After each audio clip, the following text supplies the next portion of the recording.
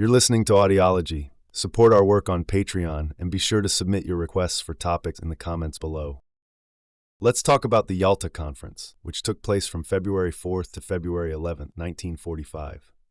During the tail end of World War II, the leaders of the United States, the United Kingdom, and the Soviet Union got together. Their goal was to plan out what Europe, and particularly Germany, would look like after the war. The key players were President Franklin D. Roosevelt, Prime Minister Winston Churchill, and General Secretary Joseph Stalin. They met near Yalta in Crimea, which at that time was part of the Soviet Union. They gathered in some grand settings: the Levadia Palace, Yusupov Palace, and Vorontsov Palace. The main aim at Yalta was to lay down the groundwork for a peaceful future. They wanted to ensure that there was a system in place for security and also wanted to make sure that the people who had been freed from tyranny could decide their own fate. They were focused on resurrecting the nations that had been torn apart by the war. However, in a few short years, as the Cold War set in and Europe became divided, a lot of people started to argue about the decisions made at Yalta. Yalta wasn't the only important meeting during the war. It was actually the second of three significant conferences. The first was the Tehran Conference in November 1943, and the final one was the Potsdam Conference, which happened in July 1945. Additionally, there was a meeting in Moscow in October 1944, which Roosevelt didn't attend, where Churchill and Stalin discussed how Europe should be divided into Western and Soviet zones of influence. At the Yalta Conference during World War II, the Western Allies had freed all of France and Belgium and were on Germany's doorstep, while Soviet troops had nearly reached Berlin after driving the Germans out of Poland and other Eastern European countries. There was no question Germany was going to lose. The real topic was what Europe would look like after the war. General Charles de Gaulle of France wasn't invited to the Yalta or Potsdam conferences, which really didn't sit well with him. He blamed this on President Roosevelt not liking him and the Soviets not wanting him there either. Not being at Yalta meant de Gaulle would have wanted to redo everything that was discussed there if he were to go to Potsdam, which was a no-go. President Roosevelt was the one who wanted a second summit of the top leaders, aiming for a meeting ideally before the U.S. elections in 1944, and later pushing for an early 1945 meeting in the Mediterranean. They tossed around locations like Malta and Jerusalem, but Stalin, who wasn't a fan of travel, particularly flying, countered with Yalta, a resort town by the Black Sea in Crimea. Each leader went into the conference with their own to-do list for Germany and the rest of Europe after the war. Roosevelt, with an eye on the Pacific War against Japan, needed Soviet military help and support for a new United Nations. Churchill urged democratic elections and governments in Central and Eastern Europe, with a specific focus on Poland. Stalin, however, wanted to ensure that Eastern and Central Europe fell within the Soviet Union's sphere of influence for security reasons. He felt he was in a strong enough position to call the shots. James F. Burns of the U.S. delegation later reflected that it wasn't about letting the Russians do something. It was more about what could be gotten from them. For Stalin, Poland was a top priority. He called it a matter of honor and security. Because Poland had always been a path for invasions into Russia. He claimed the Soviet Union had wronged Poland in the past and was now trying to make amends by ensuring it was a robust, independent country. He also didn't budge on the issue of the land the Soviets had taken from eastern Poland in 1939, insisting Poland could make up for this loss with land from Germany's borders. Roosevelt was eager to see the Soviets join the fight against Japan, hoping to reduce American losses. The Soviets had their demands. They wanted the United States to recognize Mongolian independence from China, acknowledge Soviet interests in some Chinese railroads and ports, and not to require a lease from China. They also wished to take back South Sakhalin and secure the Kuril Islands from Japan, which were lost to Russia in a war in 1905.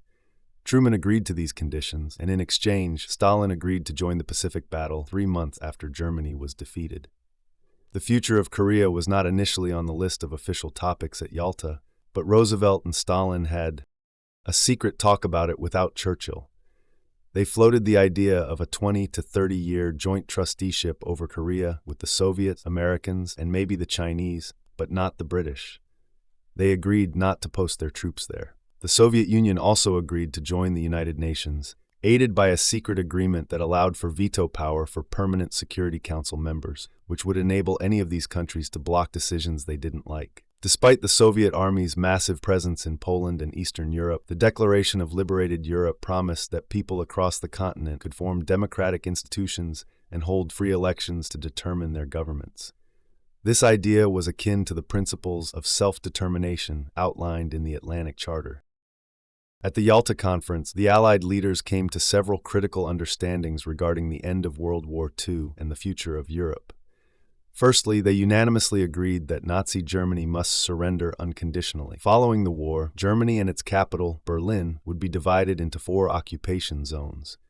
Regarding these zones, it was agreed that a 4th would be granted to France, carved out from those controlled by the United States and Britain. One major decision was the demilitarization and denazification of Germany. To prevent any resurgence of German militarism, the Allies planned to dismantle the Nazi regime, discipline war criminals, and disarm Germany. Another significant point was that part of Germany's war reparations would involve forced labor, with captives tasked with rebuilding damage caused by the war, among other duties. The conference also determined the creation of a reparation council based in the Soviet Union. The future status of Poland was intensely discussed.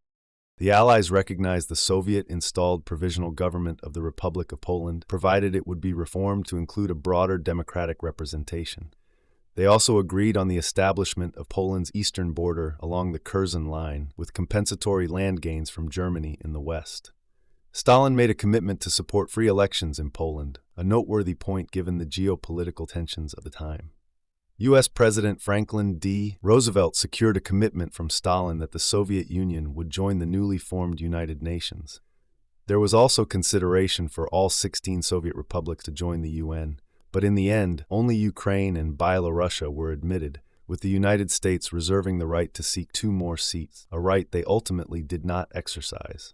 Additionally, Stalin agreed to join the fight against Japan a few months after Germany's surrender, leading to certain territorial concessions for the Soviet Union in Asia. Regarding Japan, a plan was made to base U.S. bombers near the mouth of the Amur River, although this plan didn't come to fruition.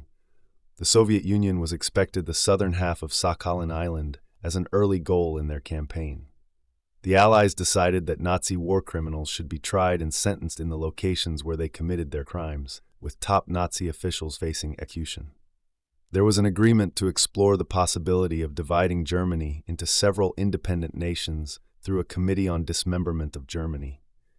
The leaders also committed to the establishment of democratic governments in liberated European countries and former Axis satellite states, ensuring these nations would have free elections and the ability to create governments reflective of their citizens' wishes. This was in line with the Atlantic Charter's principle of self-determination. However, the language of the Yalta Agreement allowed for flexibility in its interpretation and execution, particularly regarding Poland.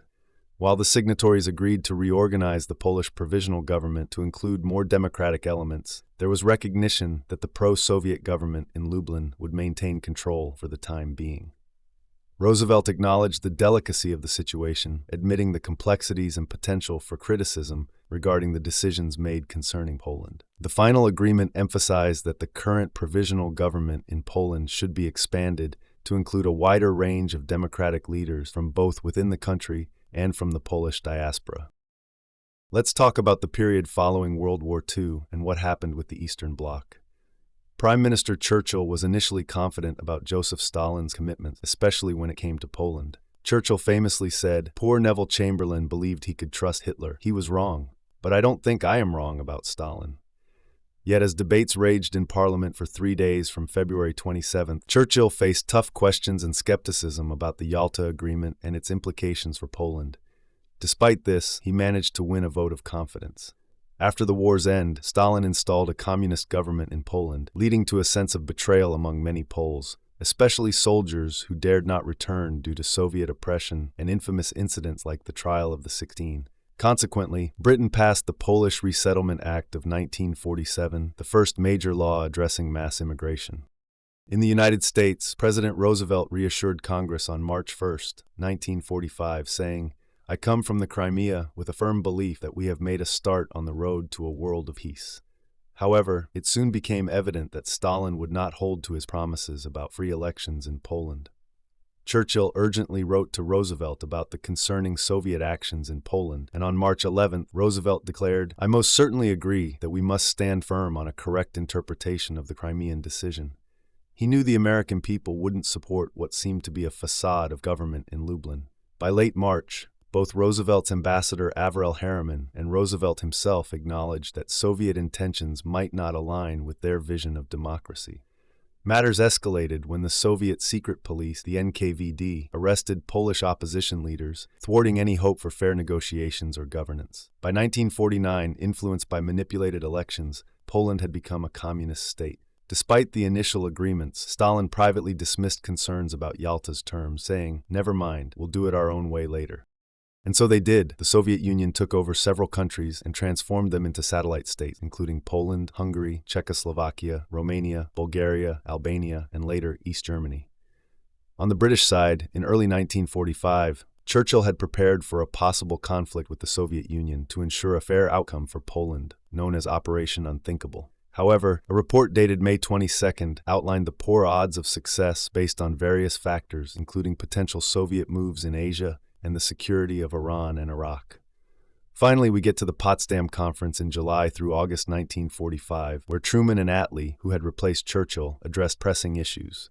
The Soviets flatly denied meddling in the affairs of countries like Romania, Bulgaria, and Hungary. The conference outcomes included the Potsdam Declaration demanding Japan's surrender and the Potsdam Agreement, which addressed territorial changes such as the Soviet annexation of parts of Poland and Germany, with the details to be finalized in a future treaty to formally conclude World War II.